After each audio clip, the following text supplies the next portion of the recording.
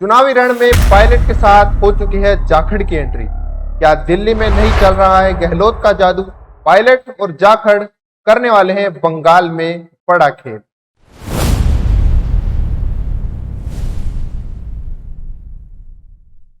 साथियों, पश्चिम बंगाल के चुनावी रण में इस बार सिर्फ टीएमसी और बीजेपी ही नहीं बल्कि कांग्रेस की रणनीति भी चर्चा का विषय बन गई है। और वजह है स्टार प्रचारकों की एक ऐसी लिस्ट जिसने राजस्थान से लेकर दिल्ली तक सियासी हलचल मचा दी।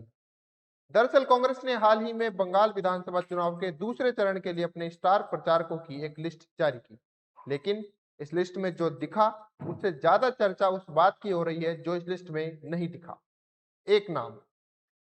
साथियों, जहां उम्मीद थी कि राजस्थान के कद्दावर नेता और पूर्व मुख्यमंत्री अशोक गहलोत बंगाल में मोर्चा संभालेंगे, वहीं उनका इस लिस्ट में पूरी तरीके से नाम गायब था। अब सवाल ये उठता है कि क्या ये सिर्फ एक साधारण फैसला है या फिर कांग्रेस आलाकमान का कोई बड़ा सियासी संकेत? क्योंकि दूसरी तरफ सचिन पायलट का नाम एक बार फिर इस लिस्ट में चमक रहा है और उनके साथ जिस नए चेहरे ने सबको चौंकाया है वो है एनएसयूआई के राष्ट्रीय अध्यक्ष विनोद जाखड़। साथियों, अब कहानी यहीं से दिलचस्प हो जाती है कि कांग्रेस ने आखिर क्यों गहलोत को किनारे रखकर पायलट और विनोद जाखड़ जैसे चेहरों पर भरोसा जताया। दरअसल इसके पीछे एक साफ रणनीति नजर आती है। विनोद जाखड़ को स्टार प्रचारक बनाना सिर्फ एक नाम जोड़ना नहीं बल्कि ये कांग्रेस का एक सोचा समझा कदम है जिसमें पार्टी युवाओं और दलित वोट बैंक को साधने की पूरी तरीके से कोशिश कर रही है। बंगाल जैसे राज्य में जहां दलित और पिछड़ा वर्ग एक इंपॉर्टेंट फैक्टर माना जाता है, वहां एक युवा दलित नेता को आगे लाना सीधे तौर पर उस वोट बैंक को साधने की कोशिश है। और कहीं ना कहीं कांग्रेस ये मैसेज देना चाह रही है कि अब नए चेहरों को वो आगे बढ़ा रही है। और ये भी साफ संकेत है कि राहुल गांधी और मल्लिकार्जुन खड़गे अब पार्टी में नए चेहरों को मौका देने के फुल मूड में है।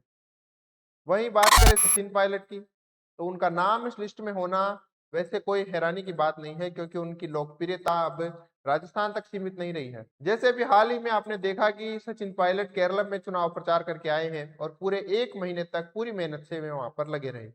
अब जरा बंगाल के मैदान की बात करें तो जहां पर टीएमसी और बीजेपी पहले से ही आक्रामक रूप से प्रचार में जुटी है, उसकी कई वीडियोस वायरल हो रही है। ऐसे में कांग्रेस के लिए अपनी मौजूदगी वहां पर दर्ज कराना ये कोई आसान काम नहीं होगा।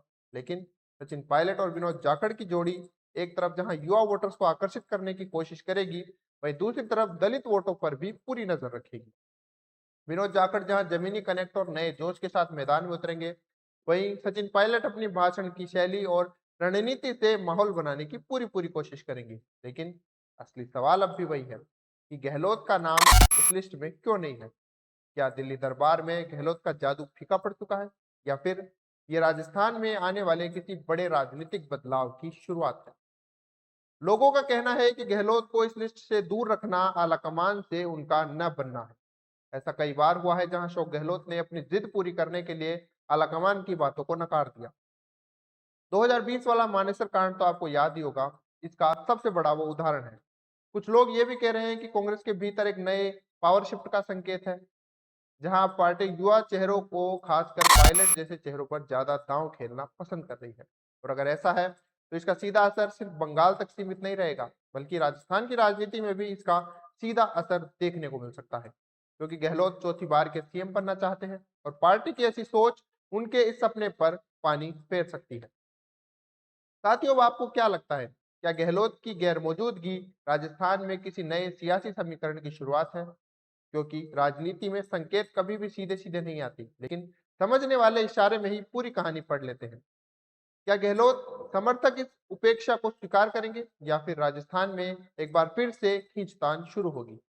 फिलहाल के लिए इतना तो साफ है कि विनोद जाखड़ के लिए भी ये मौका उनके राजनीतिक करियर का एक बड़ा टर्निंग पॉइंट साबित हो सकता है और सचिन पायलट के लिए एक और मौका है अपनी पकड़ को मजबूत करने का। अब देखने वाली बात यह होगी कि बंगाल के रण में कांग्रेस का ये नया दाव कितना कारगर साबित होता है और उसका राजस्थान की राजनीति पर कितना असर पड़ता है। साथियों, आप इस पूरे मामले पर आप क्या सोचते हैं हमें कमेंट करके जरूर बताएं और देखते रहिए राजस्थान चौपड़।